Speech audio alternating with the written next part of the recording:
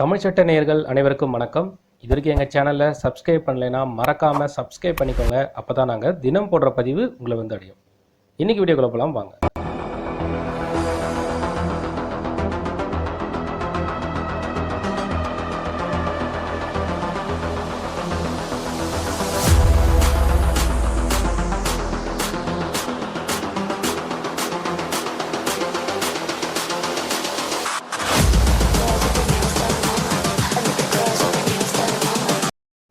புதிதாக வாங்கிய ஐஃபோன் பழுதடையுது. வாடிக்கையாளர் சேவை மையத்தில் அந்த பர்டிகுலர் ஐஃபோன் வாங்கிய ஓனர் வந்து சமர்ப்பிக்கிறார். அப்போ அவங்க சில காரணத்துக்காக நிராகரிக்கப்படுறாங்க. லீகல் நோட்டீஸ் அனுப்புகிறாரு. ஸோ அதற்கும் ப்ராப்பரான பதில் இல்லை. ஸோ நுகர்வோர் நீதிமன்றத்தில் புகாரை சமர்ப்பிக்கிறார். ஸோ நீதிமன்றத்தில் விசாரித்த குழு இதற்காக ஒரு ஆர்டர் பிறப்பிக்கிறாங்க. ஸோ என்ன மனுதாரர் எதனால் நீதிமன்றத்துக்கு போனார், ஆப்பிள் சேவை மையம் என்ன புகார் தெரிவித்தாங்க, அவங்க சைடில் மனுவில் என்ன குறிப்பிட்டிருக்காங்க, இழப்பீடாக இந்த ஆப்பிள் ஐஃபோன் வச்சுருந்த அந்த பெட்டிஷனருக்கு என்ன கிடைச்சிது, ஸோ இதை பற்றியான டீட்டெயில்ஸ் இந்த பர்டிகுலர் வீடியோவில் பார்க்கலாம். ஸோ இந்த பர்டிகுலர் நுகர்வோர் நீதிமன்றத்தில் கொடுத்த ஆர்டரில் என்ன குறிப்பிட்டிருக்காங்கன்னு பார்த்தீங்கன்னா, ஸோ இந்த மனுதாரர் நீதிமன்றத்தில் புகாரை அதாவது மாவட்ட நுகர்வோர் நீதிமன்றத்தில் புகாரை சமர்ப்பிக்கிறார். ஸோ அங்கே பார்த்தீங்கன்னா தலைவர், உறுப்பினர் இந்த மாதிரி அழைப்பாங்க அங்கே இருக்கிற ஜட்ஜஸை. ஸோ அந்த குழுவில் பார்த்தீங்கன்னா திரு மெஹான்சி மிஸ்ரா அண்ட் திரு ஆர்த்தி சூட் மற்றும் எஸ் நாராயணன் தாக்கூர் கொண்ட அந்த அமர்வு டீம் இந்த வழக்கை விசாரிக்கிறாங்க. ஸோ இந்த மனுதாரர் எதற்காக நீதிமன்றத்துக்கு போயிருக்காருன்னா, அவர் புதுசாக வாங்கின ஐஃபோனில் நெட்வொர்க் இணைப்பு வரமாட்டேங்குது, அந்த கேமராவில் இஷ்யூ இருக்குதுன்னு சொல்லி ஆப்பிள் சேவை நிறுவனத்துக்கு கொண்டு போகிறாரு. அங்கே அவங்க வெரிஃபை பண்ணி இந்த பர்டிகுலர் சேதம் உள்ளே இருக்க சிப்செட்டில், ஸோ உள்ளமைப்பு சேதம் நாங்கள் பார்க்க முடியாதுன்னு சொல்லி இன்னொரு அந்த ஆப்பிள் மெயின் பிரான்ச்சுக்கு ஃபார்வர்ட் பண்ணுறாங்க. அவங்க என்ன பண்ணுறாங்க, இந்த உள் சேதம் ஃபோனில் ஏற்படலை, இந்த நபர் தான் அதை செஞ்சுருக்காருன்னு சொல்கிறாங்க. பட் அதற்கான ஆதாரத்தை அவங்களால வைக்க முடியல. யார், பெட்டிஷனர் தான் இந்த ப்ராப்ளத்தை பண்ணாருன்ற ஆதாரத்தை ஆப்பிள் நிறுவனமால் வைக்க முடியல. ஸோ சரியான காரணம் இல்லாததுனால பெட்டிஷனர் சைடில் தீர்ப்பு கொடுக்குறாங்க. ஸோ என்ன தீர்ப்பு கொடுத்துருக்காங்கன்ற பார்க்கறதுக்கு முன்னாடி அந்த கேஸ் சம்பவம் என்ன நடந்ததுன்றதை டீட்டெயிலாக பார்க்கலாம். மார்ச் 2022 இந்த பெட்டிஷனரோட பிரதர் ஃபாரின்லேருந்து அந்த ஐஃபோனை வாங்கி கொடுக்குறாரு.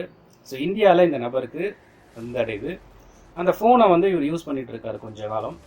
அதுக்கப்புறம் பார்த்திங்கன்னா அதில் network connection and then camera செயலிழந்து போகுது. இதையடுத்து வாடிக்கையாளர் சேவை மையத்தில் ஆப்பிள் சர்வீஸ் ஆத்தரைஸ் சர்வீஸ் சென்டரில் எடுத்துகிட்டு போய் சர்வீஸ் பண்ணுறாரு. ஸோ ஃபஸ்ட் லெவலில் அவங்க சரி செஞ்சு இதில் உள்ளமைப்பு இஷ்யூ இருக்குது, ஸோ அதனால் மெயின் பிரான்ச்சுக்கு சென்ட் பண்ணுறோம்னு சொல்லி ஃபார்வர்ட் பண்ணுறாங்க. அங்கே அவங்க இந்த பர்டிகுலர் ப்ராடக்டில் உள்ளமைப்பு நாங்கள் எதுவும் பண்ணியிருக்க முடியாது, நீங்கள் ஏதோ செஞ்சுருக்கீங்க, அதனால தான் இது ப்ராப்ளம்னு சொல்லிட்டு அவர் மேலே புகாரை தெரிவிக்கிறாங்க. இந்த புகாரை மறுத்து அவர் சொல்லியும் அவங்க சைட்லேருந்து எந்த ரெஸ்பான்ஸும் இல்லை. ஸோ இந்த பெட்டிஷனர் ஒரு லீகல் நோட்டீஸ் அனுப்புகிறாரு. ஸோ அந்த லீகல் நோட்டீஸை ரிசீவ் பண்ண சேவை மையம் எந்த பதிலுமே கொடுக்குறாங்க. ஸோ இதை அடுத்து இந்த பெட்டிஷனர் டிஸ்ட்ரிக்ட் கன்சியூமர் கோர்ட்டில் இந்த வழக்கை தொடர்றாரு.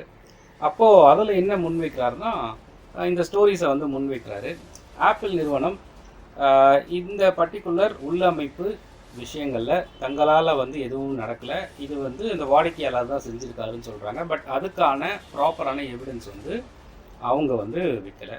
இதை பரிசீலனை செய்த டிஸ்ட்ரிக்ட் கன்சியூமர் கோர்ட் அந்த பர்டிகுலர் லீகல் நோட்டீஸ்க்கு இவர் ரெஸ்பான்ஸ் பண்ண தவறியதும், சேவை மையத்தில் முதல்ல இவர் எடுத்துன்னு போய் அந்த பெட்டிஷனையோ அதாவது ஃபார்மை ஃபைல் பண்ணும்போது அந்த உள்கட்டமைப்பு இவரால் முடிவு செஞ்சது, ப்ராப்ளம் செஞ்சதுன்ற வேர்டு எங்கேயுமே மென்ஷன் ஆகலை. ஸோ இது அவங்களுடைய ப்ராப்ளம் தான். அதை அவங்க மெயின் பிரான்ச்சுக்கு அனுப்புறதாக ஒரு ஃபார்ம் வந்து ஃபில் பண்ணி அதில் அவங்க ரிப்ளை பண்ணுறாங்க. ஸோ அந்த ஃபார்மை எவிடன்ஸாக வச்சு இந்த பர்டிகுலர் பர்சன் வந்து அவர் வாதத்தை முன்வைக்கிறாரு. ஸோ வாரண்டி கவரேஜ் வந்து இன்க்ளூடிங் ஆல் த பார்ட்ஸ் அந்த 1 இயர் வரைக்கும் வாரண்டி கொடுக்குறாங்கன்னா, ஸோ உள்கட்டமைப்பில் இவர் எதுவுமே பண்ணலைன்னு சொல்லி பிரமாண பத்திரத்தில் இவர் வந்து உறுதிமொழி கொடுக்குறாரு. ஸோ பாதுகாப்புக்கு ஏற்றுக்கொள்ளும்படி ஒருவேளை வந்து அதில் வந்து ஆப்பிள் நிறுவனம் இவர் தான் பண்ணியிருக்காருன்னு சொல்லி நிரூபிக்கிறதுக்கு அவங்க இன்ஜினியர்ஸோ இல்லை ஒரு சர்டிஃபிகேட் அனலைஸ் டீமோட ரிப்போர்ட்டோ எதுவுமே வந்து வைக்கல. சும்மா வேக ஓரல் எவிடன்ஸாக அவங்க கொடுக்கறதுனால இது நீதிமன்றம் ஏற்க மறுக்குது. ஸோ அவங்களுக்கு டைம் கொடுத்தும் அவங்க வந்து நிரூபிக்க முடியல ஆப்பிள் டீமால். ஸோ அதை எடுத்து இந்த புகார்தாரருக்கு ஆர்டர் கொடுக்குறாங்க. டிஸ்ட்ரிக்ட் கன்சியூமர் கோர்ட் இவர் ஃபைல் பண்ணியிருக்க அந்த கோர்ட் வந்து பார்த்திங்கன்னா இவருக்கு வந்து புது ஐஃபோன் வந்து கொடுக்கணும். அந்த வந்து புகார்தாரருக்கு இழப்பீடு தொகையாக 10,000 ரூபாயும் இந்த காஸ்ட் வழக்கு செலவுக்காக 15,000 ரூபாயும் வந்து கொடுக்கணும்னு சொல்லி இந்த வழக்கில் வந்து தீர்ப்பு கொடுக்குறாங்க. ஸோ இந்த கேஸ் டைட்டில் வந்து பார்த்திங்கன்னா பங்கஜ் வெஸ் ஆப்பிள் இந்தியா பிரைவேட் லிமிடெட் 458/2023 இந்த பர்டிகுலர் வழக்கில் வந்த ஆர்டர் இது. ஸோ இந்த ஆர்டரில் நீங்கள் என்ன தெரிஞ்சுக்கலாம்னா, ஒரு ஃபோன் இல்லை ஒரு ப்ராடக்ட், எலக்ட்ரானிக் ப்ராடக்ட் நீங்கள் ரிசீவ் பண்ணுறீங்க, அதில் ப்ராப்ளம் இருக்குது. ஸோ அந்த பர்டிகுலர் ப்ராப்ளத்தை நீங்கள் வந்து இந்த கன்சியூமர் டீம் ப்ராப்பராக ரெஸ்பாண்ட் பண்ணலைன்னு சொன்னால், ஸோ அதை எதிர்த்து நீங்கள் நிச்சயமாக அவங்கக்கிட்ட முறையிட்டு பதில் இல்லைன்னு சொன்னால் அட்வொகேட் நோட்டீஸ் கொடுக்கலாம்.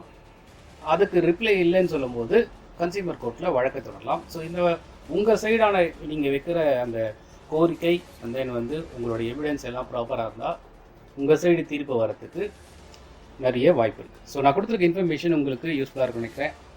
வேறு எதுனாலும் கமெண்ட் செக்ஷன் கேட்கலாம். அடுத்த வீடியோ சந்திப்போம். நன்றி, வணக்கம்.